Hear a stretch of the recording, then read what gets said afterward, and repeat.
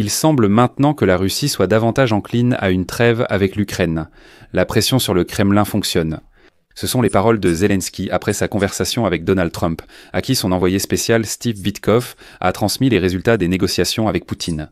Trump lui-même a déjà qualifié les négociations de productives, et a même ajouté que la Russie était disposée à poursuivre la coopération avec les États-Unis sur la question ukrainienne.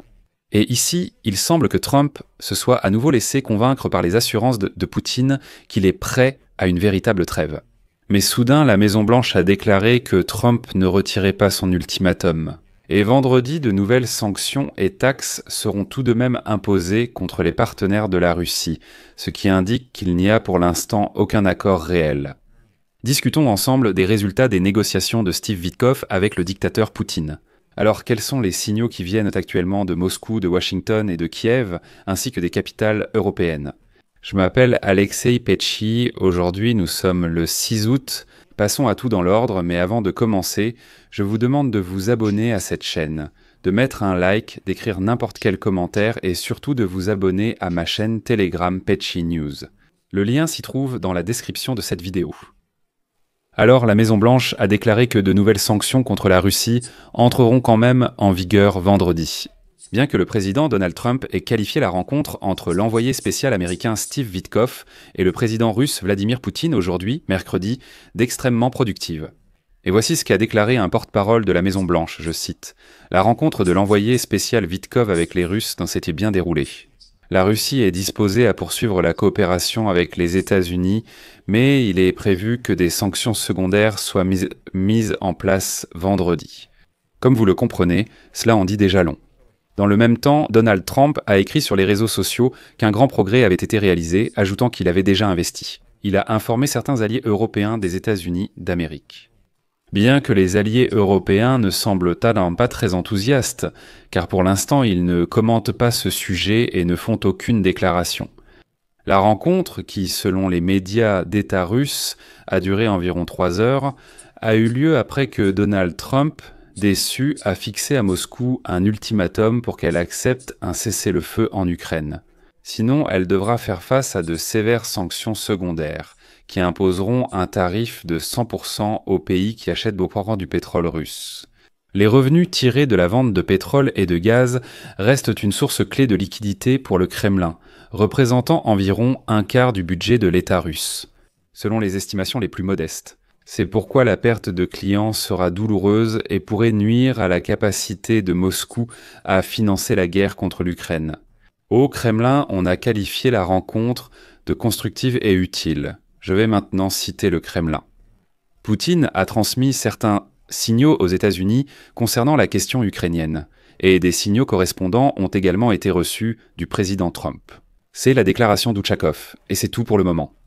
Le Kremlin a déclaré qu'il publierait des informations plus détaillées sur ce qui a été discuté après que Witkoff aura transmis toutes les informations sur les négociations à Donald Trump.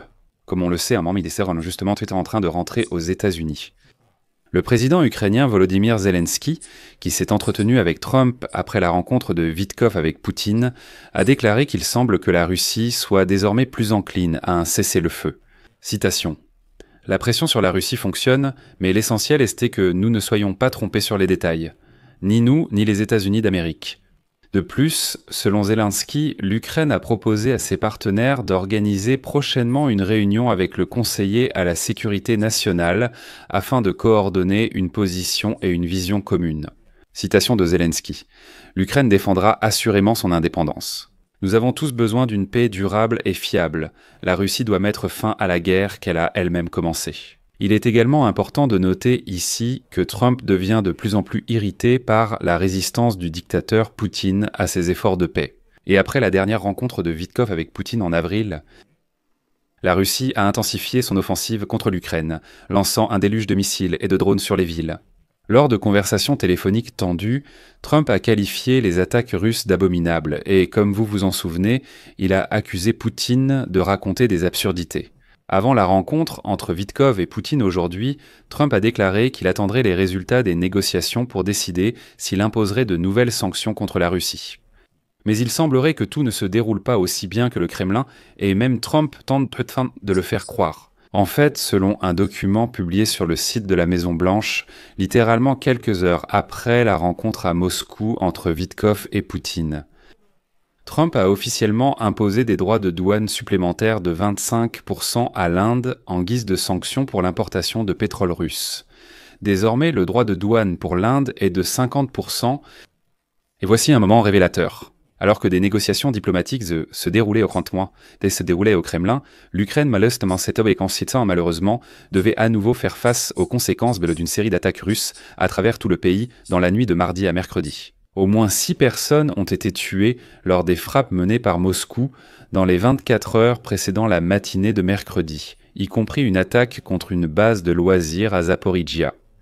Selon le ministère de l'Énergie ukrainien, une station de compression de gaz qui aide l'Ukraine à recevoir des importations, les ressources énergétiques des États-Unis et de l'Azerbaïdjan ont aussi été attaquées durant la nuit. Le ministère a indiqué qu'une installation de transport de gaz dans le village de Novoselskoye, situé près de la frontière avec la Roumanie, dans le sud de la région d'Odessa en Ukraine, a été attaquée par des dizaines de drones kamikazes. Et ensuite, une citation de Zelensky à ce sujet: « Des centaines de familles se sont retrouvées sans gaz. C'était une frappe délibérée contre notre préparation à la saison de chauffage, absolument cynique, comme toute frappe russe contre notre infrastructure énergétique. » Au même moment, les États-Unis et l'Europe augmentent leurs livraisons militaires à l'Ukraine. La veille, le département d'État américain a approuvé un paquet d'aide militaire à l'Ukraine, d'une valeur de 200 millions de dollars, comprenant un soutien technique pour l'artillerie lourde. De plus mardi. Le président Zelensky a salué les engagements des pays membres de l'OTAN d'un montant de plus d'1 milliard de dollars. Dans le cadre de l'initiative dans laquelle 4 alliés européens de l'Ukraine, les Pays-Bas, le Danemark, la Norvège et la Suède, achèteront pour Kiev des armes de fabrication américaine. Eh bien voilà déjà. Le secrétaire d'État américain Marco Rubio a déclaré que les États-Unis pourraient faire certaines annonces dans la journée après la rencontre de l'envoyé spécial Steve Witkoff avec le dictateur russe Poutine. Et il ne semble pas qu'une décision ait déjà été prise. On a demandé à Rubio si les États-Unis pouvaient tout de même imposer des sanctions contre la Russie, après la rencontre de Witkoff avec Poutine. Le secrétaire d'État a indiqué que Witkoff rentrait déjà de Moscou et que d'importantes consultations étaient encore à venir.